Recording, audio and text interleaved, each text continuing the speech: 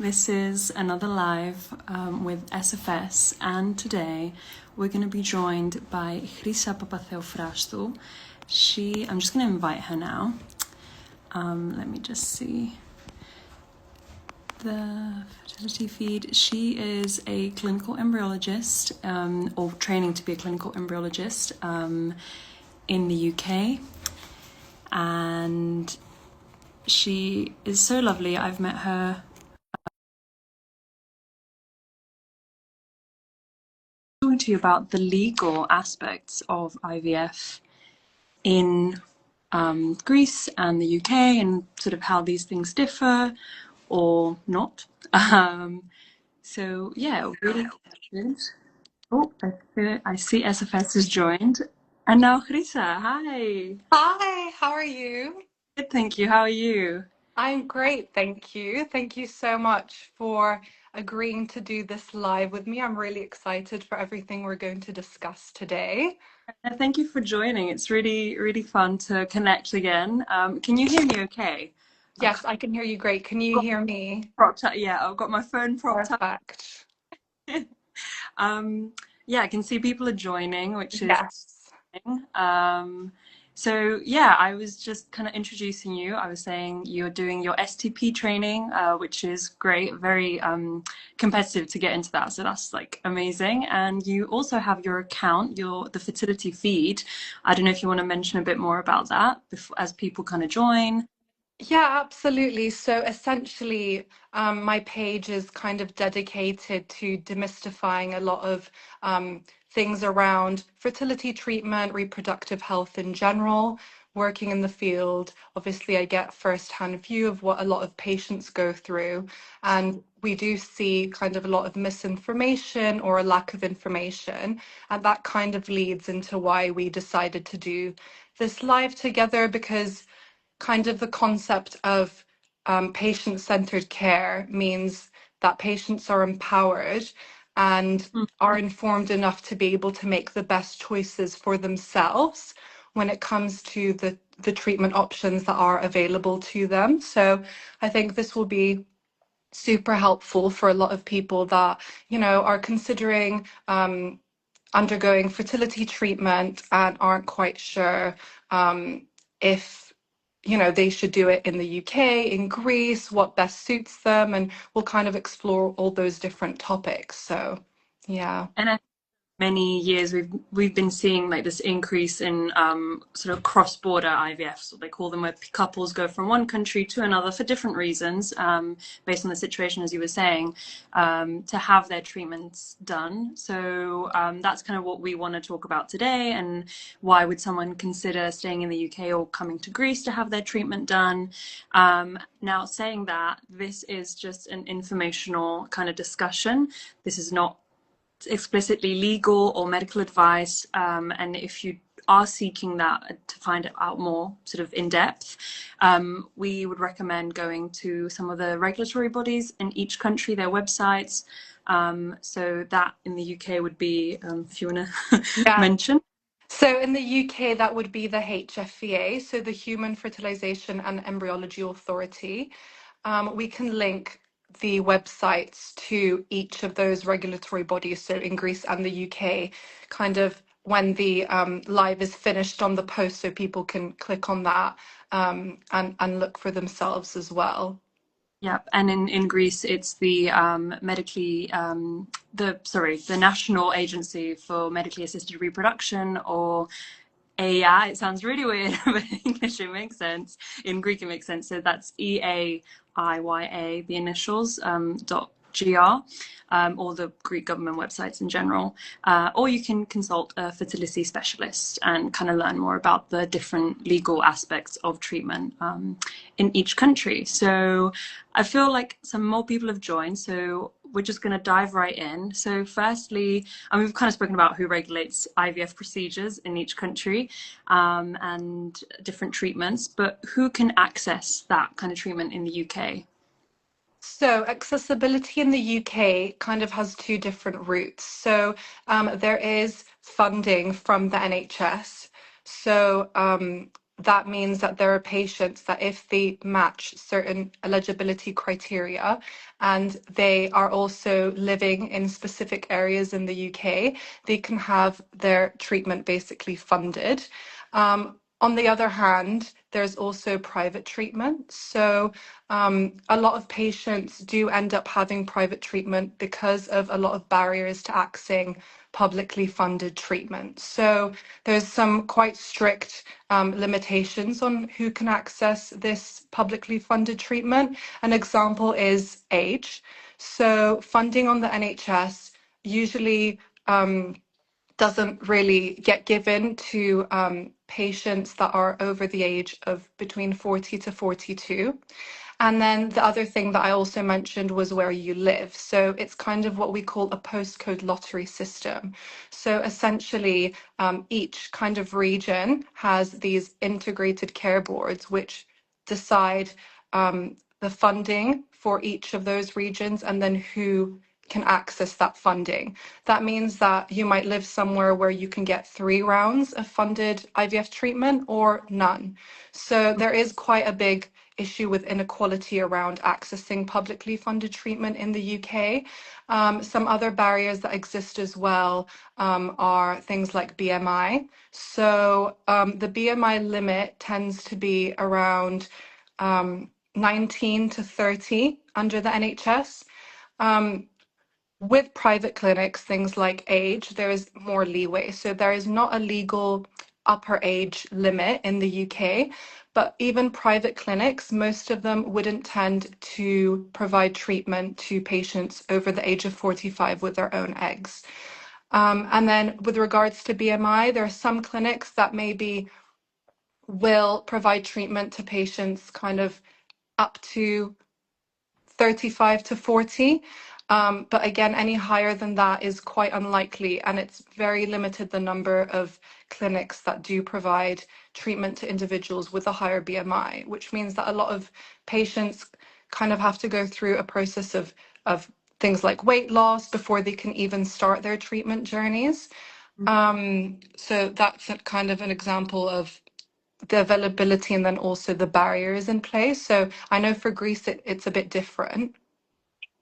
Yeah, so we sort of tend to have a more like liberal framework around who can access IVF. Usually, I mean, legally married couples and single women can only access it. And for single women, we need a specific notarial deed saying that they are, well, for unmarried couples as well who are living together, we need that legal document to say that, yes, they are in a partnership or that that woman is indeed single and she will be recognizing that intended child. But then in regards to age, it used to be women up to 50 years old could legally get fertility treatment. That law recently changed and now it's women up to 54.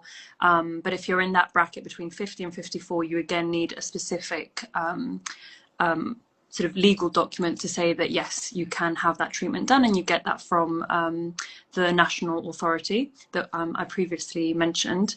And then in regards to BMI, we don't really have any criteria. You kind of, it's a sort of a case by case basis. Case by case, yeah, exactly. Look at that. Exactly. We look at that couple, we look at that woman who might come to us wanting to have a baby, and we will look at her health as a whole and run different tests and physical examinations. And then once we have that picture, we can best advise her on how she can move forward and have a child. And also we don't have a lot of strict criteria depending on lifestyle. I know that in some NHS funding situations, things like such as smoking or other aspects can hinder your chances of getting access to that funding. Whereas here, we don't really set that criteria. It's privatized, but again, the money that it would cost you to have treatment here is much less considering the money that you would pay for privately in the UK. And that's including, you know, your flights, your accommodation, everything on the whole is much cheaper. So that's why we've been seeing that increase of people coming over who might not be able to access the funding back in the UK. So they kind of find that helps them and works for them, and then they can go back and have a baby. So yeah, I think as well, you kind of mentioned about different clinics, depending on your age, you know, if you're going private, that they will offer donor sort of cycles. So having IVF with donor eggs that are coming from a typically, you know, younger, healthier woman in a sense.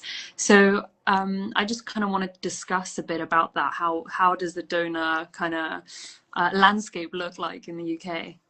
So in the UK, since 2005, April, the clinics do identity release for donors. So no donor is permanently anonymous. So at the age of 18, any donor conceived child can request to access information about the donor that was used in their treatment. So things like full name, date of birth, last known address. So that was a massive change in the law in 2005. As a result of that, that type of arrangement is not suitable for every family. Some families do prefer anonymous donations. So that's where we kind of have also seen people kind of going abroad to countries where that is an option. Because in the UK, it's absolutely all identity release when it comes to conceiving using donor egg, sperm, or donated embryos as well. Yeah, so it was kind of quite the opposite in Greece for a while, where we just had complete donor anonymity. That child wouldn't have access to the donor's information when they would be of age or at any point in their lives. But again, recently in 2022, that changed. So now people can choose to have a named donor, or for that information to become available to the donor conceived child once they are 18, and they make contact if they want with their donor, etc., etc. But actually, a lot of couples may still choose, they do still have that option of having donor anonymity, which, as you said, may be like a really valuable thing for some couples. Or we also see a lot of couples coming from countries where maybe donors aren't as sort of greatly available, or it's just illegal to do IVF with donor eggs and sperm. So we do get a lot of people coming from those countries. We're quite lucky that a lot of clinics within Greece have kind of their own donor pools, and they're quite broad in the characteristics that people have, and kind of you can find what you're looking for, basically. All these agencies that can help you in that decision, that partner with clinics, etc. So there is a broad pool. I don't know what kind of the magnitude of the donor pool is like in the UK. I don't know if you have any picture of that. Yeah, so a lot of donations, so a lot of donor gametes are imported into the UK. There are, of course, local banks to the UK. I must say, I think because of the fact that donors are no longer anonymous after the age of 18 for any donor conceived children, it does mean that we tend to have some shortages in donors, because especially if they come from, you know, countries where donation is anonymous, the donor will then have to sign, you know, separate consent forms and agree with basically no longer being anonymous in order to be able to be used for treatment in the UK, because that information has to be available. So that means that sometimes, and I would say specifically from people from minority ethnic backgrounds, it can be a bit hard to find, you know, donors to use in treatment. So that's something that we've seen here, I would say. Yeah, no, definitely. I get that. I think, yeah, I think we're gonna keep seeing a rise in donor conceived children and IVF cycles. You know, the age at which people decide to have kids is increasing, and naturally so. You know, people want to chase other things, or they want to experience other things first. So I think it's really interesting to kind of have that information, and not to say that, you know, you won't find anything in the UK, but I think sometimes it's good to kind of know your options from country to country. So yeah, I don't know if you have any other things to say on that kind of forefront. I think maybe it's also important to say that the people who do become donors do go through a lot of screening tests. I think sometimes people are a bit concerned about things like that. I don't know if you had any experience with that, maybe. Yeah, absolutely. I mean, the laws around kind of donor eligibility, both in the UK and Europe, are very strict. I mean, things like family limits being in place, they do vary, depending on things like different countries. In the UK, there's a 10 family limit for every donor that's imported or that's already from the UK. I mean, at the end of the day, it will be kind of dependent on the bank that the donor comes from when it comes to screening. So a lot of banks will do kind of the minimum required screening, and some banks will screen for like hundreds and hundreds of genetic conditions. So depending on what the patient would like, what would maybe put them most at ease, they can choose a bank based on that. So there are quite a lot of options. And I think when we've been talking about kind of treatment between Greece and the UK, we have been mentioning the NHS and public funding quite a bit. There is, of course, private treatment. The biggest difference, I would say, is like what we alluded to earlier, which is that there is quite a distinct difference in the cost of treatment between Greece and the UK. And I think that's kind of where a lot of patients face barriers. So sometimes patients, can start treatment off somewhere and unfortunately the treatment is not successful and they can't afford to kind of go another round. And we do see sometimes cases like that. They might have chosen to have treatment in the UK because they live in the UK, they work in the UK. Just Fertility treatment is super intense.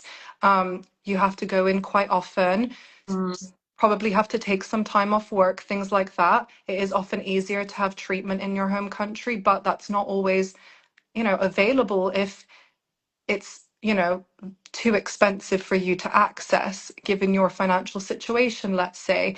Then the barriers we spoke about, BMI, things like that. It means that, I think it's really important that patients know that they can have treatment elsewhere if they don't fulfill certain requirements wherever they are. And I think, that's really important for patients because, I don't think uh, the ability to access treatment should be, limited in that way. So I think it's very important. Transporting of gametes and embryos is, done really frequently, even outside of Europe and the UK. I mean, to the US, to Mexico. I mean, we see it a lot. It's definitely an option, but you'd be surprised by how many people don't know that that's possible. We always get questions like, how does it work? Like, how do you transport, embryos? Will they get lost? How will they survive? Things like that. So I think, having these conversations, these yeah. sessions kind of provide that information, kind of signpost.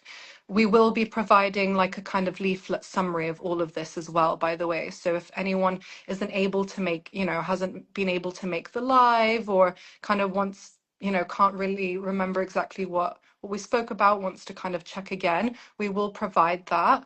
Yeah. So yeah. As well, what you mentioned about transportation and stuff like that, it just kind of popped up in my head. We get a lot of people who are concerned of, they hear freezing and they're like, how does that work? And is it going to be okay? And is it going to keep its integrity? And is it going to work afterwards? And maybe fresh cycle is better. And I think it's really important to note that the technology now that we use, vitrification, it's so good at maintaining that cellular integrity that it's practically the same as a fresh IVF cycle or whatever. So even young women who are looking to maintain their fertility for the reasons we spoke about before, either they're not ready to have a baby right now, they don't have the right partner, they are wanting to chase different life experiences or career goals, they can go to a clinic, freeze their eggs, and then increase their chances in the future of realizing those dreams of a family. But I think maybe some women are a bit wary of the fact that their eggs are going to be frozen and they're just going to be kept somewhere. But yeah, just to mention that it is completely safe for those cells. They are just like fresh cells, so no worries there. And also, I don't know if in the UK, if sort of social egg freezing is funded. I don't think it is, right? Is it? No, the only cases where egg freezing would be funded would be usually for medical reasons. So, for example, someone that's about to start chemotherapy, or cryopreservation because they have to have, let's say, their ovaries removed for a different medical reason, things like that. Same with sperm. So I think we are seeing an increase in the number of women freezing their eggs for sure. I mean, of course, egg freezing is not, a guarantee that it will lead to a live birth if those eggs are thawed and fertilized, and embryos are created and transferred back. But I think it is definitely quite a viable option for a lot of women to kind of have that peace of mind that they do have something in place that could, you know, allow them to conceive in the future if they're unable to naturally. Exactly. Another kind of point about that as well is I think there's a lot of misinformation kind of about sometimes, individuals have one round of egg freezing, and I think that can really vary for people. So, for example, someone that's, in their 20s will need a smaller pool of eggs compared to someone that's in their late 30s, for example, to have kind of an equal chance of a live birth from those frozen eggs. So, you know, there's a lot of people that kind of undergo an egg freezing cycle but aren't that aware of the statistics for the number of eggs they have frozen in storage. And I think, people are kind of learning more and more about these things through social media, through other sources, and are, coming to their clinics with questions. All the doctors I've come across have been amazing as well. And any clinic, I think anytime anyone has any questions, contact the clinic you're interested in. There's Yeah, always people there to help you. A lot of clinics will be transparent on things like pricing. A lot of doctors will also be transparent on, for example, potentially requiring more than one egg freezing cycle, depending on, your age or your ovarian reserve, things like that. And I think that is very empowering for a lot of people. And being able to access treatment in different countries also means that, for example, maybe, if 2 rounds of egg freezing would make a difference in your chance of success in a live birth, but it's, too expensive in one country, having it somewhere else where the price may be half means that you're able to have, 2 cycles instead. So people kind exactly. of have to balance what is best suited for them. Yeah, yeah, and that's, as you said, just contact the clinics that you may be interested in or the professionals, and also this is why we're doing this live again, just to get that kind of information out there and show people that yes, you can take control. There are, things you can do, and I think there is like an option out there for everyone, if they kind of have access to that information. So I don't know if you have anything else to add on that. I think we've covered a lot of things. Yeah, I think we've covered pretty much everything. I don't know if there's anyone watching that has any questions. I mean, if anyone doesn't want to comment in the, comment section, they can, send us a direct message, either of us. Yeah, Probably, if it's around treatment in Greece, you're the best point of contact for that. And I'm happy to answer, to the best of my abilities about the UK as well, or like we can also signpost to any useful websites. And like I said, kind of regarding a summary of everything we've discussed, this live will be uploaded as a post on both of our pages, yeah, and we'll add it in the caption to that video. But if you comment leaflet under that post, you'll automatically receive a direct message with a summary document on everything we've kind of spoken about today. So I think that's very useful also for whoever was unable to make the live. Yeah, no, definitely. And again, that all of this that we've spoken about and even more detailed information can be found on the HFEA website, the NHS website, especially for, you know, criteria for funding. But then if you are interested in exploring treatment abroad and specifically in Greece, then you can find more information on the National Authority website. So that's again well, I need to think about this because it confuses me as well when I say it. The EAIYA.gr, that's the kind of website, EIA. And for any Greek people watching us, the Ethniική Αρχή Ιατρικός που Βοηθούμενης Αναπαραγωγής, that is the website.